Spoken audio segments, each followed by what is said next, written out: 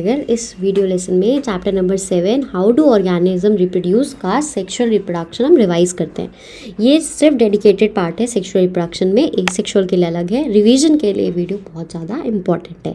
चलो स्टार्ट करते हैं। सबसे पहले आता है सेक्सुअल रिप्रोडक्शन में कि सेक्सुअल मोड ऑफ रिप्रोडक्शन की ज़रूरत क्यों है। इसका आंसर है, देखो, पहला वेरिएशन मिलता है इससे। ए सेक्सुअल रिप्रोडक्शन में तो एक ही पेरेंट इन्वॉल्व होता है, सेक्सुअल में दो इन्वॉल्व होते हैं। जब एक ही पेरेंट इन्वॉल्व होगा तो कुछ इवॉल्व नहीं होगा, कुछ वेरिएशन नहीं आएगा।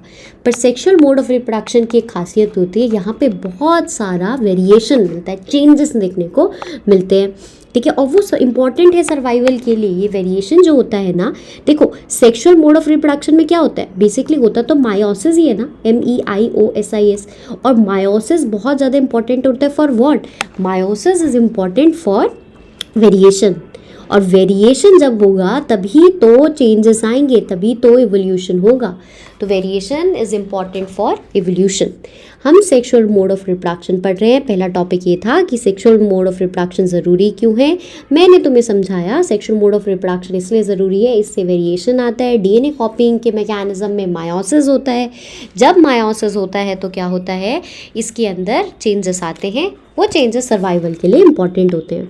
फिर उसके बाद देखो यहाँ पे बता रखा है, जब सेक्सुअल मोड ऑफ रिप्रोडक्शन, देखो मायोसिस के बारे में तुम्हें बता दिया। मायोसिस को और क्या कहते हैं, रिडक्शनल डिवीजन कहते हैं। क्या कहते हैं, रिडक्शनल डिवीजन कहते हैं। रिडक्शनल क्यों कहते हैं, क्योंकि यहाँ पे 2n जो क्रोमोसोम थे उससे n बन जाता है, 2n से n बन जाता है। This is the reason reductional division इसको कहा जाता है।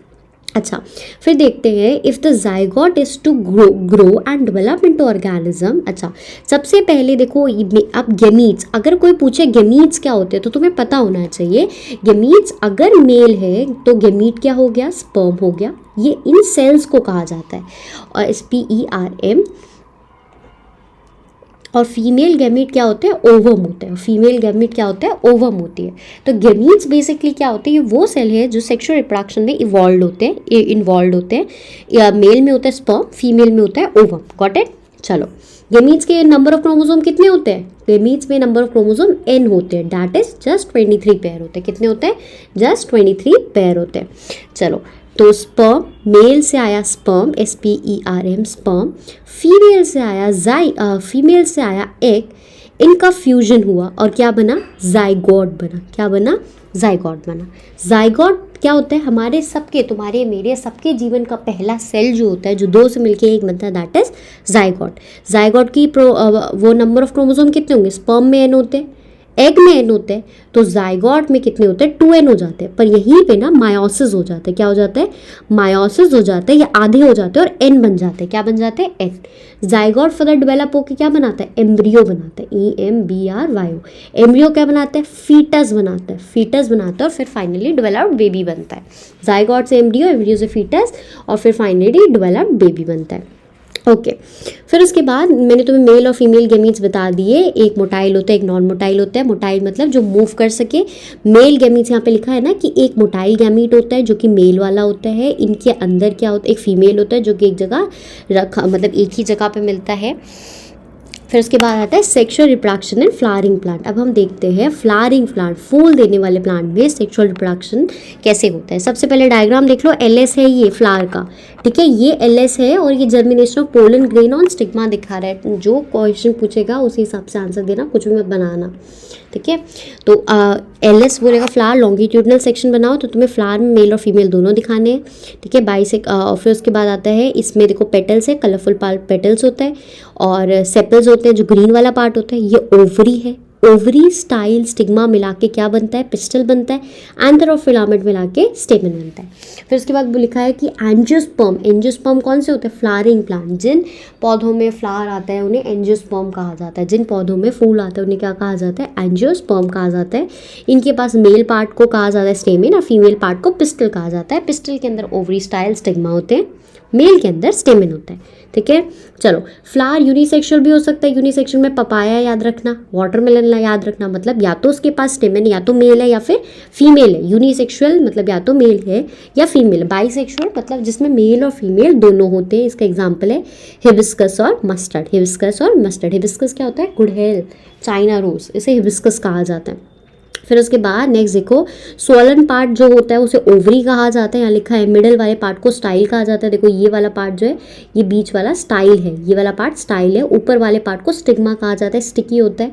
यहाँ पे पोलन ग्रेन आके लैंड करता है, पोलन ट्यूब बनाता है। पोलन ट्यूब से मेल गैमीट आके यहाँ पे फ्यूज होते हैं और यहाँ पे बनता है जाइगोट। फर्टिलाइजेशन के बाद क्या बनता है, जाइगोट बनता है, ध्यान रखना, ठीक है। To form an embryo within, और ये सब ओव्यूल के अंदर हो रहा है।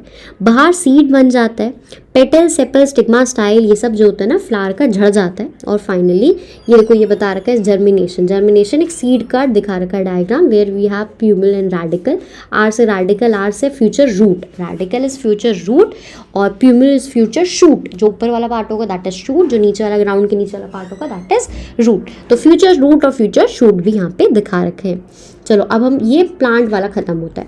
Next let's talk about reproduction human being. इंसानों में कैसे रिप्रोडक्शन होता है इसके बारे में हम थोड़ा डिटेल में देखते हैं। सबसे पहले कि ये यहाँ पे बता रखी सेकेंडरी सेक्सुअल कैरेक्टरिस्टिक की बात। इसमें बता रखा है जब हम पैदा होते हैं सारे बच्चे एक जैसे दिखते हैं, बट जब वो बड़े हो जाते हैं, जब वो प्यूबर्टी हिट करते हैं, एडोलसेंस एज में आते हैं, टीनेजर बनते हैं, तो उस एज में क्या देखने को मिलता है कि हम ना डिस्टिंग्विश कर पाते हैं मेल और फीमेल में, मेल और फीमेल में डिस्टिंग्विश कर पाते हैं। कैसे, उनकी कैरेक्टरिस्टिक, अगर मेल होगा तो उसकी आवाज़ चेंज हो जाती है, ठीक है, और बॉडी शेप के कारण भी हो जाता है। फीमेल्स में ब्रेस्ट डेवलपमेंट देखने को मिलता है, बॉडी शेप चेंज होता है।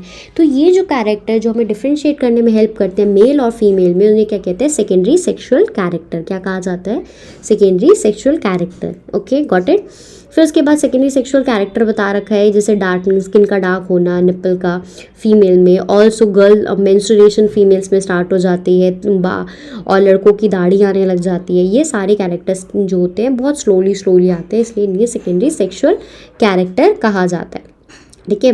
फिर उसके बाद आता है ये सेकेंडरी सेक्सुअल कैरेक्टर इसी टाइम क्यों देखने को मिलते हैं, क्योंकि इस टाइम हम रिप्रोडक्टिवली एक्टिव हो जाते हैं, हमारी बॉडी रिप्रोडक्शन करने के लिए एक्टिवेट हो जाती है, हमारी बॉडी में प्रॉपर हार्मोन्स निकलने लग जाते हैं, ठीक है। फिर उसके बाद देखो मेल रिप्रोडक्टिव सिस्टम और मेल फीमेल पे आते हैं। मेल रिप्रोडक्टिव सिस्टम में सबसे इंपॉर्टेंट है तुम्हारा टेस्टिस, ठीक है, और उसका जो पाउच, जिस पाउच में टेस्टिस होती है उसे स्क्रॉटम कहा जाता है। बॉडी के बाहर होता है क्योंकि इसे नॉर्मल बॉडी टेम्परेचर से 2 डिग्री कम चाहिए होता है। Then we have prostate gland. देखो ये 3 वाले प्रोस्टेट ग्लैंड होते हैं। ये ब्लैडर होता है जहाँ पे यूरिन स्टोर होता है। ये यूरेटर होता है जहाँ से यूरिन आता है बन के। ये यूरेथ्रा होता है। This structure, external structure is penis. And ये हमने एक बार देख लिया। Formation germ cells, germ cell मतलब फीमेल है तो स्पर्म होगा, अभी स्टार्टिंग में ही बताया था। ये कहाँ होता है, टेस्टिस के अंदर होता है, वो बाहर होती है बॉडी के एक पाउच में जिसे स्क्रॉटम कहा जाता है, क्योंकि यहाँ पे पाउच में टेम्परेचर रिलेटिवली बॉडी से 2 डिग्री कम होता है। टेस्टिस का काम 2 है, स्पर्म प्रोड्यूस करना, फर्दर हार्मोन भी प्रोड्यूस करती है, जिससे आप बॉयज़ जो होते हैं मैन की तरफ बढ़ने लग जाते हैं। मतलब जो आप बच्चे लड़के में चेंज आता है जैसी वो प्यूबर्टी हिट करता है, वो चेंजेस किस कारण से आते हैं, इन हार्मोन्स के कारण से आते हैं, इन हार्मोन टेस्टोस्टेरोन के कारण से आते हैं जो कि टेस्टिस सेक्रीट करती है। स्पर्म जो होता है डिलीवर होता है बहुत सारी ट्यूब्स के थ्रू। उन ट्यूब्स का नाम दे रखा है जैसे vas deferens, unites, urinary bladder में यूराइन करती, यूनाइट करती। कॉमन पैसेज होता है जहाँ से यूरिन और स्पर्म बन के आएगा, उनका पैसेज कॉमन होता है। फिर उसके बाद आता है वास डिफरेंस ग्लैंड। अब यहाँ पे ग्लैंड क्या होते हैं, वो टिश्यू जो कुछ सेक्रीट करने लग गए। ग्लैंड क्या होते हैं, वो टिश्यू जो कुछ सेक्रीशन करने लगे। जैसे मुंह में भी ग्लैंड होते हैं ना, तभी मुंह हमेशा वाटरी रहता है, ठीक है। तो ये ग्लैंड्स होते हैं। प्रोस्टेट ग्लैंड हो गया, अब ग्लैंड के नाम लिखे हुए, नाम याद रखना। एक प्रोस्टेट ग्लैंड होता है, सेमिनल वेसिकल होता है, ये भी अपना सेक्रीशन देते हैं। Got it. अब हम पढ़ते हैं फीमेल रिप्रोडक्टिव सिस्टम के बारे में। फीमेल रिप्रोडक्टिव सिस्टम को देखो, ये वाला हिस्सा वजाइना है, ये सर्विक्स है, ये यूट्रस है। देखो मैंने पहले भी पढ़ा रखा है इसलिए यहाँ पे बन रखा है। ओवरी है। अच्छा ध्यान रखना, ओवरी के अंदर ओवम होता है। ओवरी के अंदर क्या होता है, ओवम होता है। ओवम होता है, ovum is the egg. Ovary के अंदर ओवम होता है। हर महीने एक ओवम यहाँ से मेच्योर होकर इस रास्ते से आता है। Let me clear this.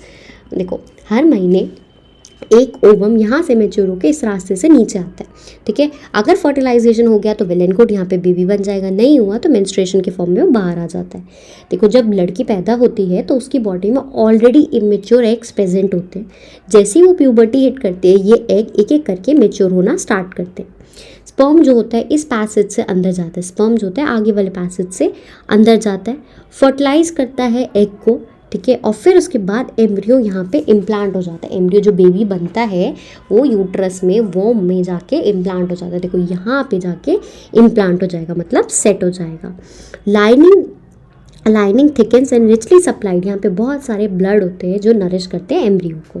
ठीक है। और यहाँ से सबसे इंपॉर्टेंट स्टार्ट होता है, एम्ब्रियो को न्यूट्रिशन कहाँ से मिलता है? माँ के ब्लड से मिलता है, जो कि ब्लड एक स्पेशल टिश्यू बना देता है जिसे प्लासेंटा कहते हैं। प्लासेंटा पे नोट लिखने के लिए आता है। प्लासेंटा क्या एक स्पेशल टिश्यू है, फीमेल की बॉडी के अंदर होता है, जिससे सारा एक्सचेंज होता है न्यूट्रिशन का, गैसेस का, बच्चा जो वेस्ट प्रोड्यूस करता है उसका भी। डेवलपिंग एम्ब्रियो भी देखो वेस्ट जनरेट करता है, जो कि रिमूव होता है इस प्लासेंटा के थ्रू। बेबी इस मदर की बॉडी के अंदर प्लासेंटा के अंदर रहता है, 9 महीने तक रहता है। फिर उसके बाद वाटर ब्रोक होता है, बॉडी वाटर ब्रोक तुमने सुना होगा, वाटर ब्रोक हो जाता है जब डिलीवरी का टाइम आता है। तो बॉडी का तरीका होता है कहने का, now it's time to take the baby out. ये भी इंपॉर्टेंट है, क्या होता है जब एग फर्टिलाइज नहीं होता। देखो हर महीने एक फीमेल की बॉडी एक एग रिसीव करती है, ठीक है, ताकि स्पर्म आए उसे फर्टिलाइज कर दे। बट जब वो फर्टिलाइज नहीं हो और हर महीने जब एग बन रहा होता है, मेच्योर हो रहा होता है, उसके साथ साथ फीमेल बॉडी के अंदर ये यूट्रस लाइनिंग, देखो ये वाली लाइनिंग रेड कलर की देख रहे हो, ये वाली लाइनिंग भी मेच्योर हो रही होती है। ठीक है, ताकि बेबी आएगा यहाँ पे उसको एम्बेड करना है। पर जब फर्टिलाइजेशन नहीं होता है तो ये लाइनिंग स्लोली धीरे धीरे करके टूट टूट के बाहर निकलती रहती है, और यहाँ पे इस साइकिल को मेंस्ट्रुएशन साइकिल कहा जाता है।